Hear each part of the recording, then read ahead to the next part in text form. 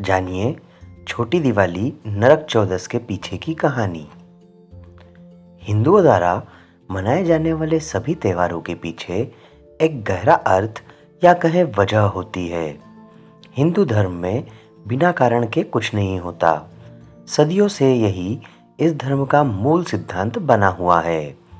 एक कैलेंडर वर्ष में मनाए जाने वाले सभी व्रत, तीज, त्योहारों के संबंध में यह लागू होता है। दिवाली और उसके साथ मनाए जाने वाले त्योहारों के पीछे भी इसी तरह की पौराणिक मान्यताएं मौजूद हैं। नरक चौदस, नरक चतुर्दशी या छोटी दिवाली के त्योहार को मनाए जाने के पीछे एक बहुत ही खास और अलौकिक घटना का उल्लेख मिलता है। दरअसल नरक चौदस के नाम और इस त्योहार को मनाए जाने के पीछे नरकासुर नामक एक राक्षस के श्राप, वरदान और संहार की पूरी कहानी है। पौराणिक मान्यताओं के अनुसार जब राक्षस हिरण्याक्ष ने पृथ्वी को समुद्र के नीचे छिपा दिया था, तब पृथ्वी माता के कष्टों को दूर करने भगवान विष्णु ने एक वराह का रूप धारण कर धरती लोक पर अवतार लिया। एक वराह के सिर और एक मानव शरीर के साथ वह समुद्र के गर्भ में जा पहुंचे, जहां उन्होंने हिरण्याक्ष से भीषण युद्ध किया और धरती माता को बचाया। इस दौरान धरती माता ने विष्णु के पुत्र बोमन को जन्म दिया। यद्यपि उसने एक मानव के रूप में जन्म लिया था, लेकिन इसके बाद भी उसके पास कई राक्षसी गुण थे, क्योंकि उसने एक राक्षस को मारने के समय जन्म लिया था। धरती के गर्भ से जन्मे इस बालक में असुरों के समान क्षमताएं होने के कारण इसका नाम नरकासुर पड़ा। नरकासुर ने घोर तपस्या की और वरदान प्राप्त किया कि उन्हें अपनी मृत्यु केवल अपनी माता के हाथों ही प्राप्त हो।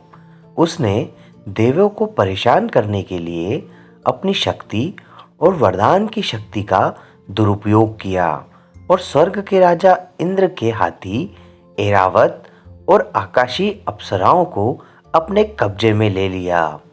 नरकासुर के आतंक से परेशान देवों और ऋषियों ने राक्षस की क्रूरता के खिलाफ विष्णु से याचना की। उन्होंने तब एक भीषण युद्ध में असुर का सामना किया, लेकिन नरकासुर को वरदान था कि उसकी मां के अलावा कोई उसे मार नहीं सकता, इसलिए भगवान विष्णु उसे हरा नहीं सके। जब विष्णु को नरकासुर के वरदान की याद आई, तो उन्होंने एक योजना बनाई और चाल चली। भगवान विष्णु युद्ध अगले दिन में अपनी पत्नी सत्यभामा को अपना सारथी बनाकर ले गए और युद्ध के दौरान बेहोश हो गए। इसे देख सत्यभामा क्रोधित हो गई और उन्होंने नरकासुर से युद्ध शुरू कर दिया। नरकासुर इस बात से अनभिज्ञ था कि सत्यभामा कोई और नहीं बल्कि धरती माता भूमि देवी का ही एक रूप थी और उसने उसके साथ युद्ध शुरू कर दिया। माता धरती का रूप होने से माता सत्यभामा ने नरकासुर का संहार कर दिया और देवता सहित धरती लोक के सभी प्राणियों को नरकासुर के आतंक से मुक्ति दिलवाई। लेकिन कहानी का अंत यहीं नहीं होता। अपनी मृत्यु से पहले राक्षस को सच्चाई का एहसास हुआ और उसने अपनी मां के समक्ष पश्चाताप प्रकट करते हुए वरदान मांगा कि स्वर्ग और धरती दोनों लोकों में मेरी मृत्यु के इस दिन को हर्षोल्लास के साथ मनाया जाए, ताकि संपूर्ण सृष्टि मेरी इस भूल को सीखकर आने वाले समय में अपना जीवन सद्मार्ग और सत्य की राह पर चलकर बिताए।